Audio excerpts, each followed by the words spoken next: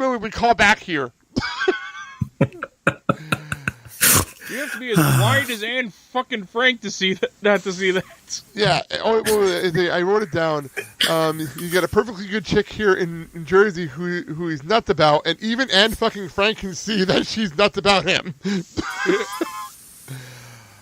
Yeah, I keep wondering if they changed that from like Helen Keller, which would be the more likely, the reference point.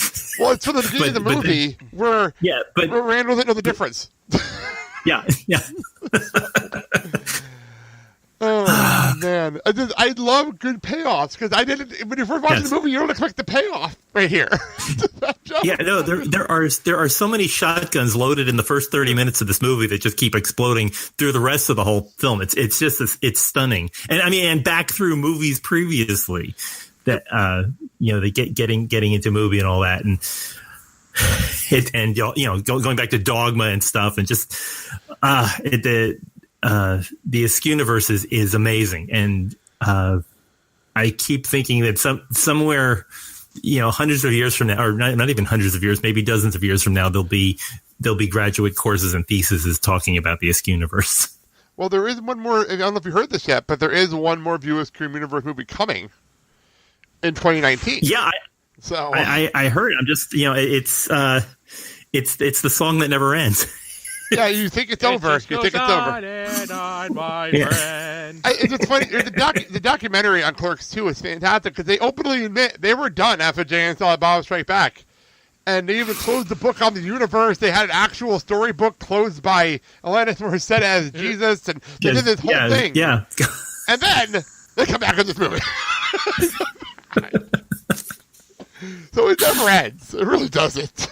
Oh yeah, never leave money on the table. That's the way it is. It's true. It's true. And when you have an audience that will pay and go see these movies, take advantage of it. They're obviously not going to go. They're not seeing Yoga Hosers or any of the other movies you're making. So just come back with the Views of the Universe, and it works. Stunning. What's funny? Well, yeah, I mean, I keep picturing that they're gonna wind up having Brian O'Halloran in a walker someday, just slowly. I'm not supposed to be here. Well, here's the funny part. Kevin actually owns the name Jay and Silent Bob. That's the only thing he owns out of all this. He doesn't own Clerks. He doesn't own any of this. So the fact that he could do another Jay and Silent Bob movie is only because he owns the name. Wow. Which is weird when you think about it. He doesn't even own his own movies. So, well, he's waiting for Disney to come through with that $4 billion, and that'll be the day. Goodbye. Oh man, that's funny. That's very funny. Well, I'm sure he could buy the rights from Harvey. Oh, good. Someday. Oh, did you happen to hear the? Speaking of Harvey Weinstein, did you hear the whole thing about In the Heights? No. Weinstein. In the Heights was greenlit by the Weinstein Company before all the shit happened. Before everything happened. So then, the people behind In the Heights, not Lynn, but one of the other directors said, I'm not working on this movie. I refuse to work for Weinstein. I will not do this movie unless we're out of the contract with Weinstein. They got out of the contract, and now they're working on a different studio, and In the Heights is now coming out in 2020. So, crazy things happen, So, it all ties back to that. It's really interesting, the stories that come out of the Weinstein thing. It really was. So... Wow. Where were we? Oh, yeah. Randall explodes on Dante. And what I do love is if you had any sense, you'd stop trying to braid up with the rest of the sheep and live your life the way it makes sense for you. That is such a true, honest statement. Yeah. Well, it's a callback to Hamlet. I mean, that's Polonius, and Hamlet is the guy that can't figure out what he wants to do with his life. So that's Dante, and it's just he's ripping off Shakespeare here. That's crazy. Kevin Smith referencing Shakespeare. That's something that never thought I'd say. That's why I always hated Hamlet. Aside from being dreadfully boring, Hamlet was a whiner. Yes, and indecisive, and just he's the anti-hero, which is much like Dante. Dante really, every movie he's in, he just needs to grow a spine and make a decision, do the right thing instead of the easy thing. To quote Danny from Last Action Hero, "Don't talk, just do it." Very nice. Yes, Very nice. And even better is you're actually talking about the Laurence Olivier version of Hamlet. Wow, nice pull though. Very nice. I haven't heard Last Action Hero reference in a long time. Very nice. By the way, am I the only one who would actually finance a full-length version of the Hamlet scene? Oh, in Last Action Hero. Yeah. No one's going to tell this sweet prince good night. Wow. One of the best to be things, or not to be. Not to be. one of the best things about the toy line is we actually have a figure of Jack as Hamlet. I knew that, and it Wow. made me laugh. Yeah. And complete with the ability to launch a skull like he's throwing it, like in that one part in the scene. Yeah. Someone is doing. Is Last Action Hero Minute coming? I don't know. It's a good movie that I have no idea. I fucking love that movie. I don't see why people hated it. I enjoy that movie because it's wacky and silly. I waited for the Blu-ray so that it would come out. I mean, they only had it in full screen. They never had it in widescreen, or they did, but it was hard to find. I had the early release of the movie where it was both widescreen and full frame, but I was glad to get it on Blu-ray for the better picture. Yeah, it's just stunning. I mean, I love that movie so much. And it was, and as I found out when I worked at H.H. Gregg, it's a great demo disc for a surround sound system, especially the entire hotel sequence. Wow, okay, that makes sense. Yeah. Oh, yeah, but I mean, Charles Dance and Anthony. I mean, oh my gosh, yeah. Okay, we could turn this all to the Last Action Minute. Last Action Minute would be great. That would be the great name for it. Yeah. I'd totally love to be on that show. If anyone wants to jump on that, So I'm not jumping on that because I think I'm taking a break from moving my minutes after Clerks. But look at a break. I actually have the complete set of Last Action Hero figures, including Jack's car and the Evil Eye Roadster. Does it have a Robert Prosky? Is there a Robert Prosky action figure? No, but it's because I know, but you get several different flavors of Jack, the Ripper, Benedict, and Danny. Oh wow. Yeah. What about his daughter? Is that not? Oh well. They never make the female characters. Well, that would be awesome, but still. And even better, my favorite is the undercover Jack, where you have this trench coat that goes over him, which is like a two-piece thing. You squeeze his legs. You squeeze his legs. His arms flip up from underneath the coat with handcuffs and his badge, and the coat flies off. He's wearing a bulletproof vest. Yeah. By the way, I'm looking at this is after my heart. I'm looking at the spreadsheet, and it does not look like anybody's claimed it. Yeah. Oh, okay. So there you go. There you go. All right, that's Gotta get on that. Put me in as a guest if we get there. I think we're gonna have to wrap this up. Jim, why don't you tell everyone your history with Clerks? We talked about your comparison to the first movie. What's your history with the View Screen universe in general?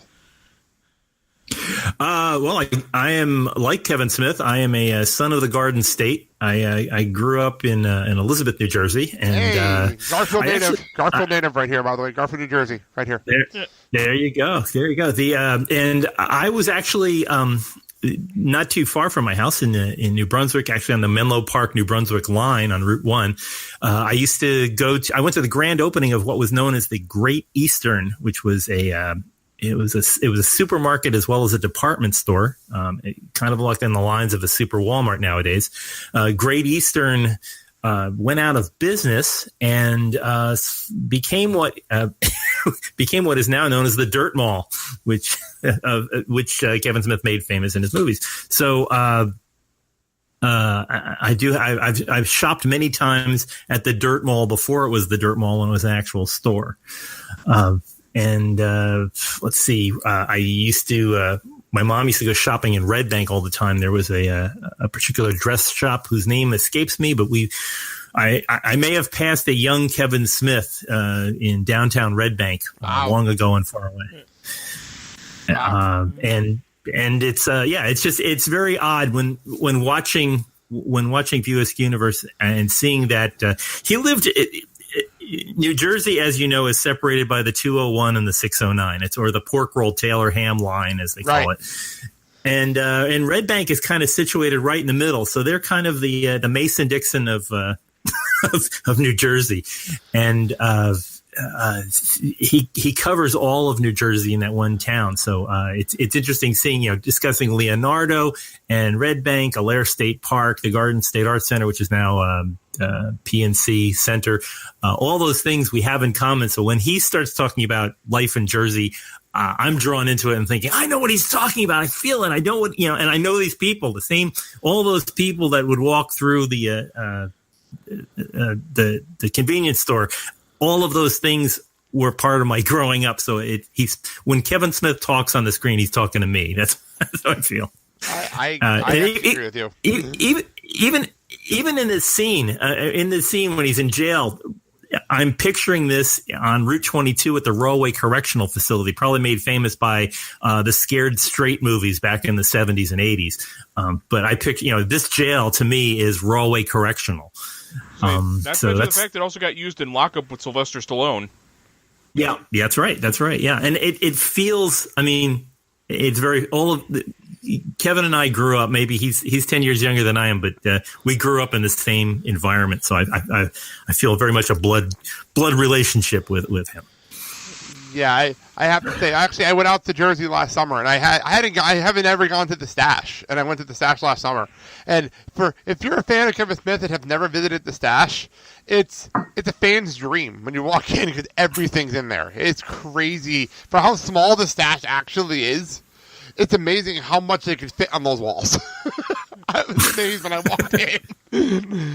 So I just wanted to throw that out. That's in Red Bank. So. Wow, but it's great, and I feel I do feel every time I watch one of his movies, it's like a letter from home. Oh, there you go. So he's my comfort food. Fair enough. Wow. All right, well, let's wrap things up, Jim. Why don't you get your plugs out and go for it? Sure. Currently, I'm working on the all important Apollo 13 minute, where we talk about Ron Howard's 1995 film, and we have some really great stars on, actual people who are on Apollo 13. Fredo Hayes has been on. We should be having Jim Lovell on shortly, and Gene Kranz is going to join us and talk what it was like, really living the stuff that Tom Hanks showed us on screen. But check us out, Apollo13minute.com, also available on iTunes or Google Play. Very, very cool. Well, we here are part of the Filling the Void Podcast Network, and if you like hearing from me, you can hear me on the Big Sal Show every single Friday. And we're at the holidays, but doesn't mean we're not doing great shows over here, because we have our big year-end spectacular, which are my favorite shows of the year, coming up this week. You also hear me every single week on No Days But Today, me and a guest breaking down Rent one day at a time. Fun show and having fun with that. You can find us all over the social medias at Clerks a Minute, everywhere you can find us, and we're also got the Facebook group. And tell us if you want us to talk about more in the Views universe, and in the Clerks universe, I have to say, other than the animated show, which we'll be covering after we're done with the movie. So anything else you want us to cover before we wrap things up, let us know in our Facebook group, the Clerks Convenience Store Listener Society. So come over there and tell us what you want us to talk about after the animated series. All right.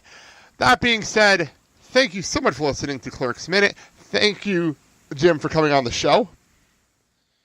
Thanks for having me. And let's wrap things up. I'm Blake. I'm Kyle. Have a good day, everybody. I got nothing. Bye-bye. Snorting, smoking weed, doing coke, drinking beers, rolling fatties, smoking blunts. Who smokes the blunts? We smoke the blunts, rolling blunts and smoking.